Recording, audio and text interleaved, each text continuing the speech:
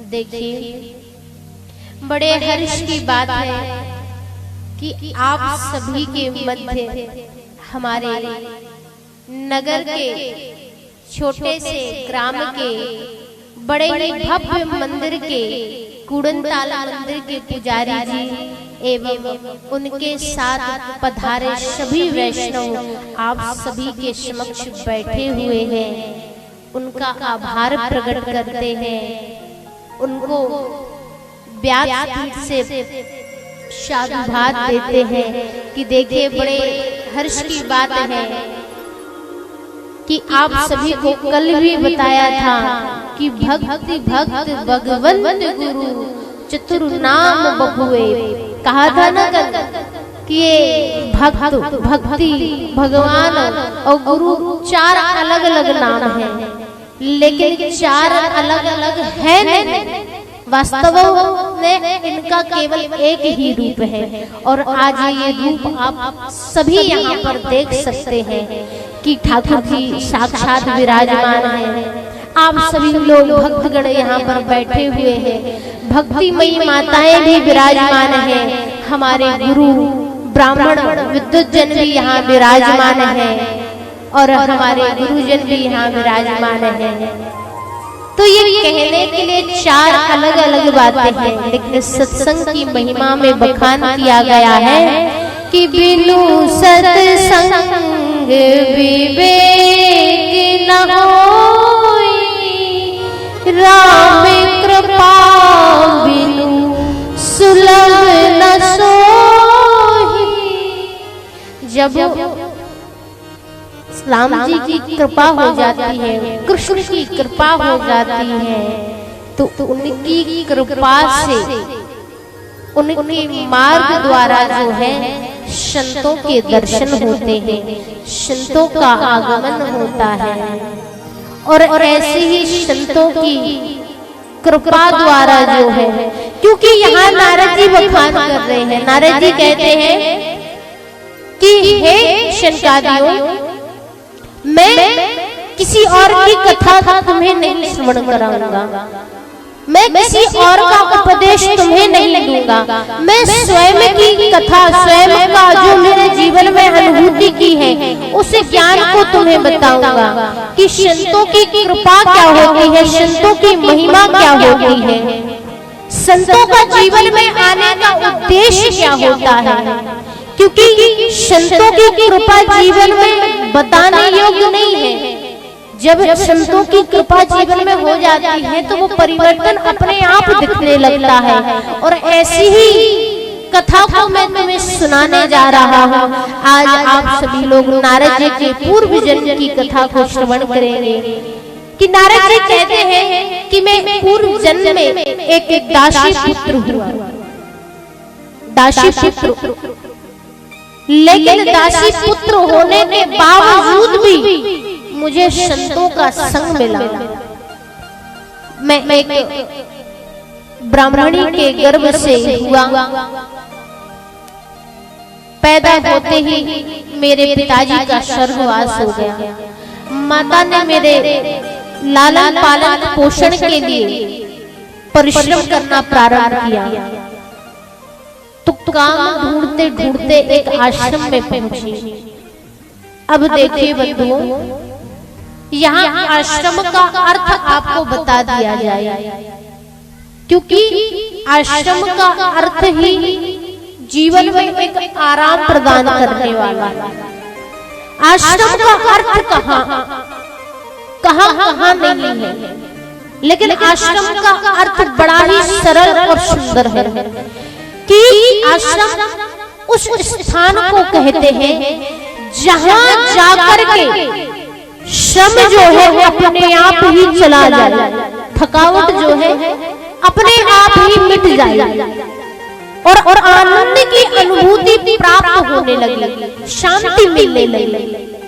उस स्थान को आश्रम कहते हैं। तो एक वेद व्याधि ब्राह्मणों की दासी मेरी मां थी। आश्रम में जाकर उन्होंने चतुर्मास में आए हुए संतों की सेवा जो है बहुत और संतों की मुझ पर ऐसी कृपा हुई कि मेरी माँ को जो है गाय की सेवा का काम सौंपा गया, मुझे संतों की सेवा का काम सौंपा गया। अब संतों की ऐसी दृष्टि मुझ पर हुई कि छोटे से ही मुझे संतों का जूठन पान हुआ, संतों की मैंने सेवा की और संतों की सेवा करके जो है मेरा जीवन इस प्रकार बदला, ऐसा मानो कि साक्षात प्रभु मेरे सामने समस्त रूप में खड़े हुए। नारद जी कहते हैं कि संतों की सेवा करने का जीवन में बड़ा महत्व बताया गया है कि एक बार जो संतों के दर्शन कर लेता है, संतों की सेवा कर लेता है, उसका जीवन धन्य हो जाता है। और इन्हीं संतों के दर्शन से, इनकी सेवा से मुझे ये ज्ञात नहीं था कि मुझे परमात्मा के दर्शन होंगे। मैंने सेवा की, सेवा करके संतों ने मुझे एक मंत्र दिया, उस मंत्र का जाप करने के लिए कहा गया, तो मैंने उस मंत्र का जाप करना प्रारंभ किया। ओम नमो भगवते वासुदेवाय। संतों ने मुझसे कहा कि भगवान के दर्शन पाना हो, भगवान की भक्ति करना हो तो इस मंत्र का जाप करो। और भागवत जी कहते हैं कि इस मंत्र का जाप जो इस समय में, इस कलयुग रूपी समय में जो व्यक्ति करता है वो 88,000 लाख योनियों को भटकने से बच जाता है। और जो इस मंत्र को 88 लाख बार जप करे निरंतर, उसको साक्षात भगवान के दर्शन होते हैं। और ऐसे दर्शन आज ये अनुभूति मन में हो रही है कि मुझे भी परमात्मा के दर्शन हो जाए। यहाँ नारद जी के मन में कुछ बातें चलने लगी, क्योंकि व्यक्ति जब ज्ञानी होने लगता है तो मन उसको घेरना प्रारंभ कर देता है। नारद जी के मन में शंका हुई कि कहीं मेरी माता जो है मुझे गृहस्थ से ना बांध दे। अभी तो हम आश्रम में हैं, अगर गृहस्थ में पहुंच जाएंगे तो ना तो भगवान की भक्ति होगी, ना भगवान की सेवा होगी, ना संतों का आना होगा, ना दिन रात बस घर कार्यों में ही लगे रहेंगे।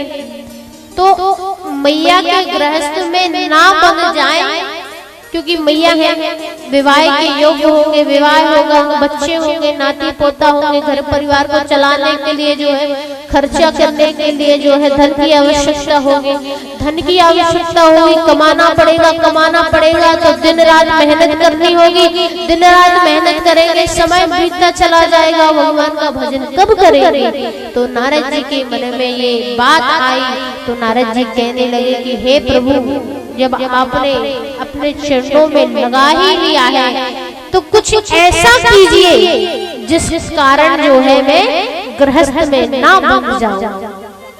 समय बीता, जब एक बार संध्या की बेला थी, शयन काल था, यहाँ दासी पुत्र जो नारद जी थे अपने संतों की सेवा में लीन थे। वहाँ दूसरी तरफ उनकी माता जी मैया जो है गायों का दुग्ध दोहन कर रही थी। उसी समय एक सर्प आकर नारद जी की माँ को डस लेता है, प्राण निकल जाते हैं, मृत्यु हुई। जब मृत्यु की सूचना नारद जी को पहुंची तो नारद जी की आंखों से दो प्रकार के आंसू निकले। एक का जल शीतल था, ठंडा था, और एक का जल जो था गर्म था। एक सुख के आंसू थे, एक दुख के आंसू थे।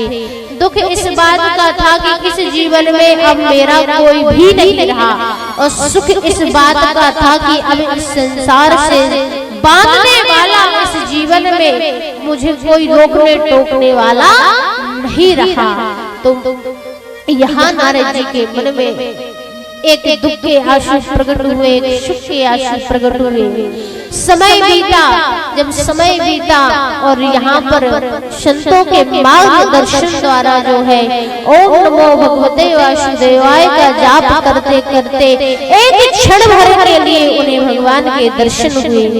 भगवान के दर्शन होने पर भगवान ने कहा कि जब तुम इस जीवन में अंतिम समय में अपने प्राणों को त्यागोगे और कलयुग का अंत होगा, तो कलयुग के अंत के बाद जो है तुम भगवान के पार्षद बनोगे। भगवान के पार्षद के बाद जब प्रलय आएगी, तुम ब्रह्मा की गोद से उत्पन्न हो गए हो। ब्रह्मा की गोद से उत्पन्न होने के बाद जो है तुम्हें नारायण का बड़ा भक्त माना जाएगा। उन्होंने जीवन पर्यंत जब जब जीवन रहा तो मृत्यु की कामना में रह के कि अब मेरी मृत्यु जो है निकट है, दिन रात वासुदेव का भजन करे। ओम नमो भगवते वासुदेवाय भजन किया। मृत्यु का समय आया, जब मृत्यु का समय आया तो भगवान के पार्षद बन गए। और जब प्रलय हुई, कलयुग का अंत हुआ, तो प्रलय के बाद जो है वो ब्रह्मा के पेट में जाकर छुप गए और ब्रह्मा जी की गोद से आज नारद जी उत्पन्न हुए। जब नारद जी उत्पन्न हुए तो उसके तत्पश्चात जो है बद्री बेर वन में जाकर जो है व्यास जी महाराज जी ने आचमन करके एक आसन पर जो है नारद जी के मुखारविंद से सारी संपूर्ण कथा को बड़े विस्तार से सुनते हुए आज जो है श्रीमद् भागवत कथा की रचना की। और ऐसी ही रचना करके संत भगवान के चरणों में उन्होंने प्रणाम किया और कहने लगे नारद जी कि तरुवर फल नहीं खात है कोई, नदी नहीं सींचे नीर जही होई। तब नारद जी कहते हैं कि तरुवर भी एक फल होता है जो कभी खाया नहीं जाता, और नीर भी ऐसे होते हैं जो नदी को सींच नहीं सकते, लेकिन संत ऐसे होते हैं जो परमात्मा के कारण जो है समय समय पर जो है अपने जीवन को इस भटकते हुए मार्ग से एक अच्छे उत्तम मार्ग में लाने के लिए जो है संत भगवान इस पृथ्वी पर अवतार लेते हैं। और पृथ्वी पर अवतार लेकर संतों की महिमा का बखान किया गया है, बताया गया है कि संतों की महिमा क्या है और संतों के दर्शन मात्र से ही क्या पुण्य प्राप्त हुआ है। क्यों? क्योंकि एक बार संत के दर्शन हो जाए कि अन्य का कण और संत का क्षण बड़े सौभाग्यशाली होते हैं वो व्यक्ति जिन्हें प्राप्त होता है। बड़ो भाग्य जब जानिए घर मिलने आवे संत, और संतन को मिले वो भलो सब कष्टन को। इसलिए लोगों के कल्याण के लिए साधु महात्मा संत जो है समय समय पर शरीर को धारण करते हैं। आज नारद जी द्वारा आप सभी को जो है श्रीमद् भागवत कथा के बड़े पावन चरित्र की कथा को श्रवण कराया गया कि संतों की महिमा क्या है, संतों के दर्शन मात्र से ही क्या प्राप्त होता है। और आपका सौभाग्य देखिए कि एक नहीं अनेकों संतों के दर्शन आपको नित प्रतिदिन होंगे। ये आपके सौभाग्य की बात है, क्योंकि अनंत जन्मों के पुण्य जब जागृत होते हैं तब भागवत जी सुनने को, सुनाने को, करने को, कराने को प्राप्त होती है। भागवत जी कोई साधारण वस्तु नहीं है, भागवत जी बहुत ही अमूल्य है। भागवत जी एक ऐसी चिंतामणि है जो चिंता को नष्ट करने वाली है, चिंतन कराने वाली है और प्रभु के श्री हरि के दर्शन कराने वाली है। बोले श्रीमद् भागवत महापुराण की। अब देखिए, आपको संतों की महिमा का बखान तो करा दिया, लेकिन आप सभी को ये ज्ञात है कि सर्वप्रथम जो है कलयुग के जब 30 वर्ष बीत गए थे तब जो है राजा परीक्षित ने सुखदेव जी महाराज जी से कथा को श्रवण किया था, लेकिन ये कोई नहीं जानता कि राजा परीक्षित जी का जन्म कैसे हुआ। और जिनको पता भी होगा तो उनके लिए भी हम विस्तार से बताते हैं कि एक बार की बात है, महाभारत का समय था। यहाँ कौरवों और पांडवों के बीच घमासान युद्ध छिड़ा। युद्ध में कौरव जो थे पराजित हुए और पांडव जो है विजय हुए। मृत्यु की सैया पर लेटे हुए दुर्योधन मृत्यु की प्रतीक्षा कर रहे हैं। दुर्योधन मृत्यु की शैया पर लेटे हुए यहाँ प्रतीक्षा कर रहे हैं कि अब कब समय आए और कब इस शरीर को त्याग करके हम इस संसार से मुक्ति प्राप्त करें।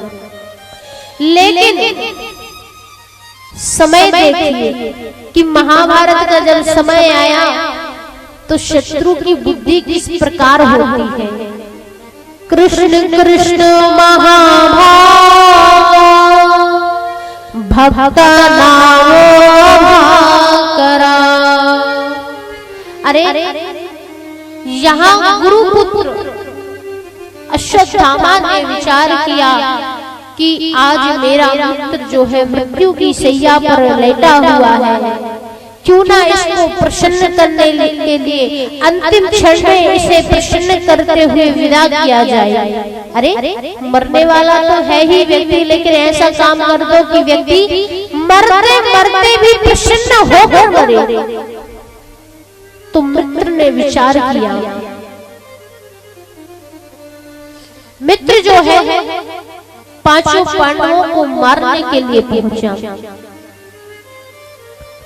जब गुरुपुत्र पांडवों को मारने के लिए पहुंचे तो ठाकुर जी ने अपनी लीला दिखाना प्रारंभ कर दी।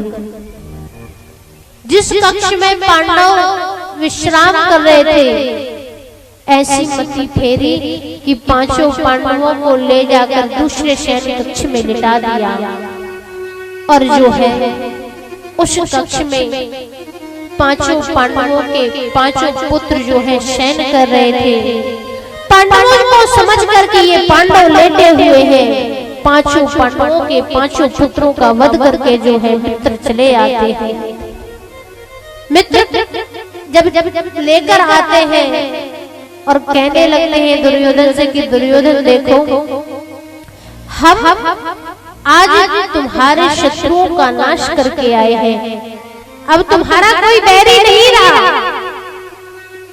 जब दुर्योधन ने कपड़ा हटाया तो देखा कि पांचों पांडवों का जो है उन्होंने वंश समाप्त कर दिया।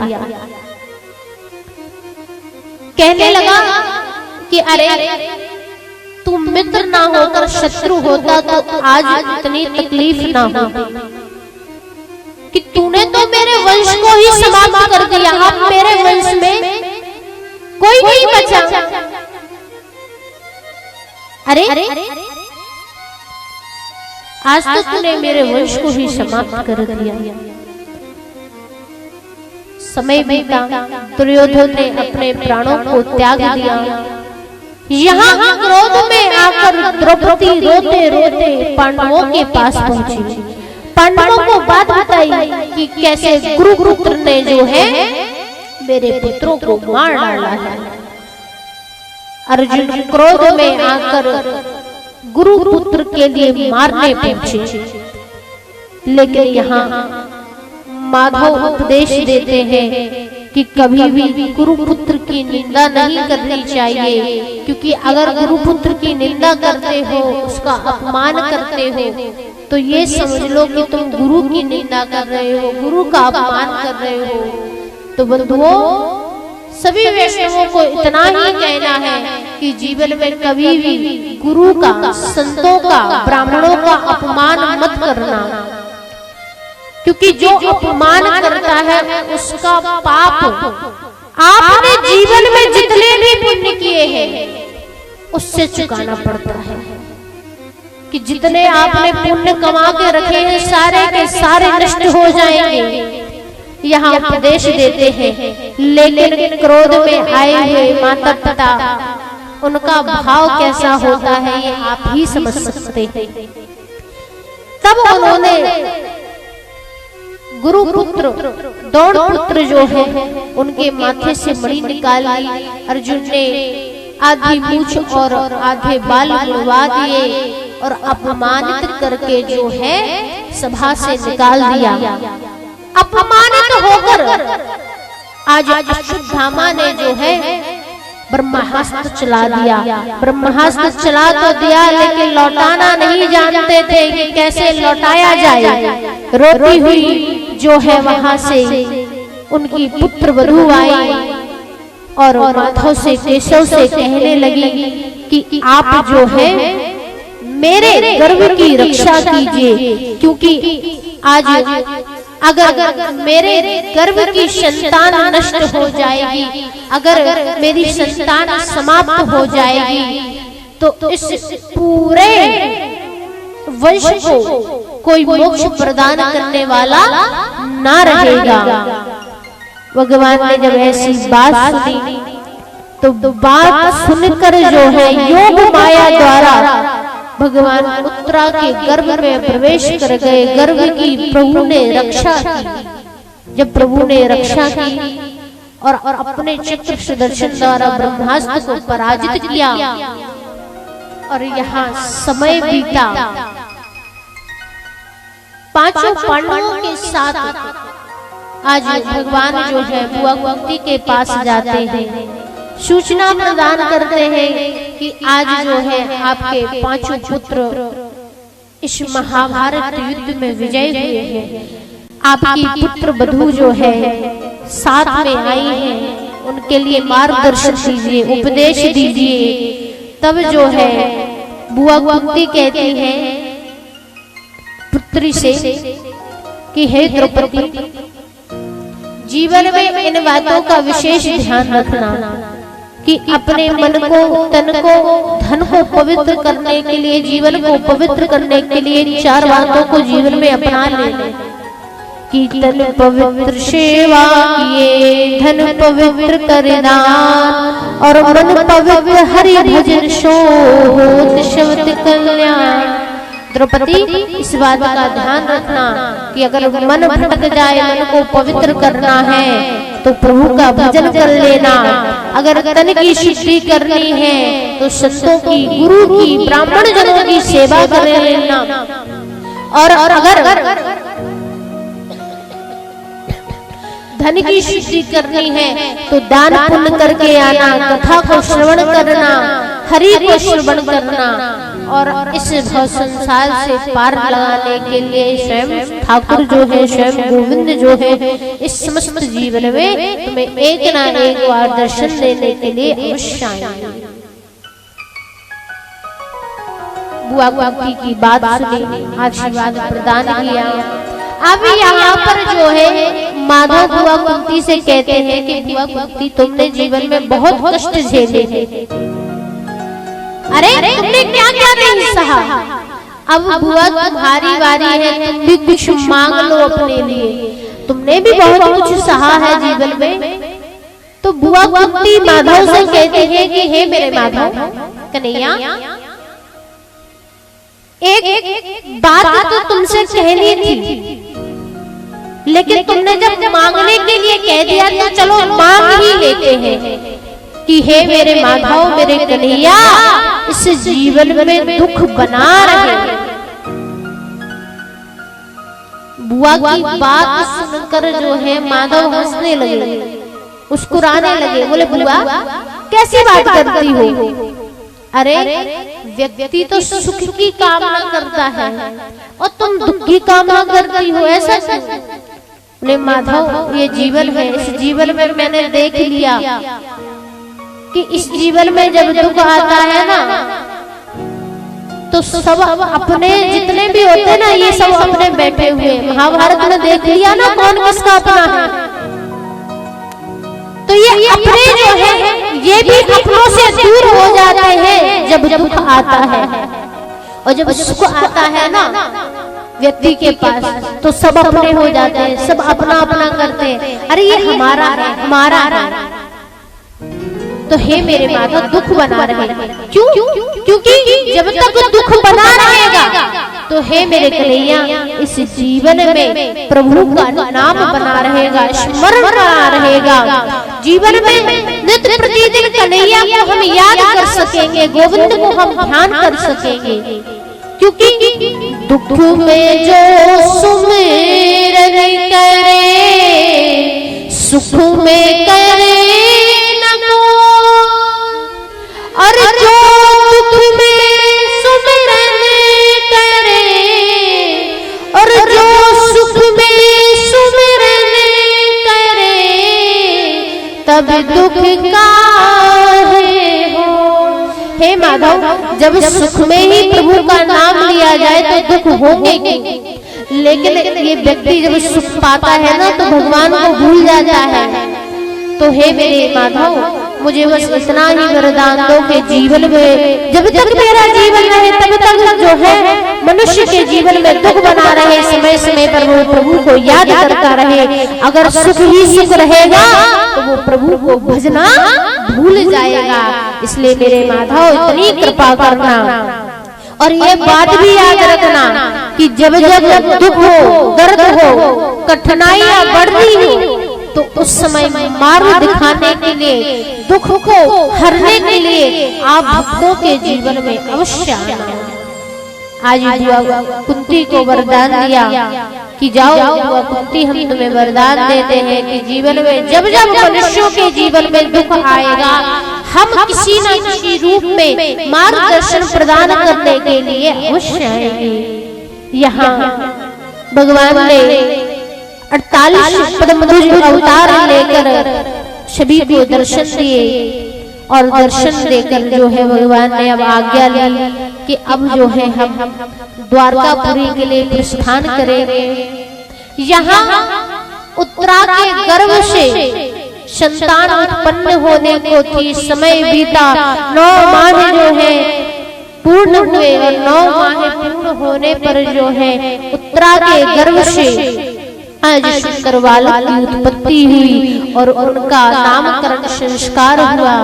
नामकरण संस्कार होने पर ये ज्ञात हुआ कि ये वही राजा परीक्षित हैं जिन्होंने सुखदेव जी महाराज जी से 7 दिन श्रीमद् भागवत कथा का बड़े ही विस्तार पूर्वक श्रवण किया था। आज इन्हीं परीक्षित जी का जन्म हुआ।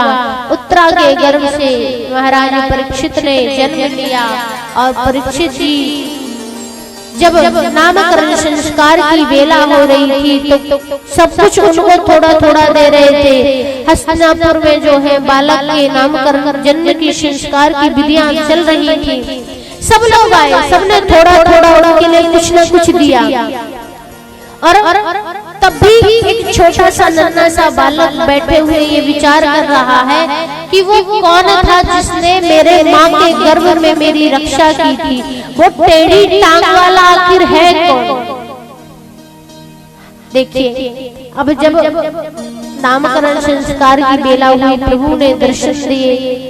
राजा परीक्षित ने दर्शन करके अपने जीवन को धन्य बनाया, और सभी कुछ न कुछ दे रहे थे। इसमें से देखिए, जब पांडवों ने उनको क्या कुछ नहीं दिया, लेकिन देने के बाद 4 बातें ज्ञान की भी बता दी कि आज से राज्यवाद जो है तुम्हें सौंप रहे हैं, अब हम तो जा रहे हैं भाव भक्ति के लिए। लेकिन इन 4 बातों को ध्यान में रखना, क्योंकि आज से तुम राजा बनने जा रहे हो, और राजा के जीवन में ये 4 बात बहुत उपयोगी होती है। कौन कौन सी? पहली बात का ध्यान रखना कि शरण में आया हुआ व्यक्ति अगर शत्रु हो तब भी उसको शरण में ले लेना चाहिए, कितना भी बड़ा शत्रु क्यों ना हो।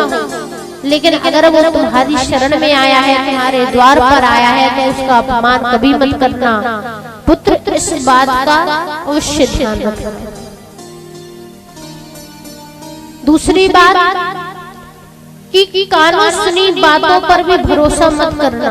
ये जीवन है, यहाँ लोग अनेक प्रकार की बात करते थे, तुम्हारे मुंह पर तुम्हारी और दूसरे के मुंह पर दूसरों की। इसलिए इस बात का ध्यान रखना, आंखों देखी बात पर भी भरोसा मत करना, पहले जांच पड़ताल कर लेना, फिर जाकर जो है उस बात को सुनिश्चित करके उस बात पर कोई नियम करना।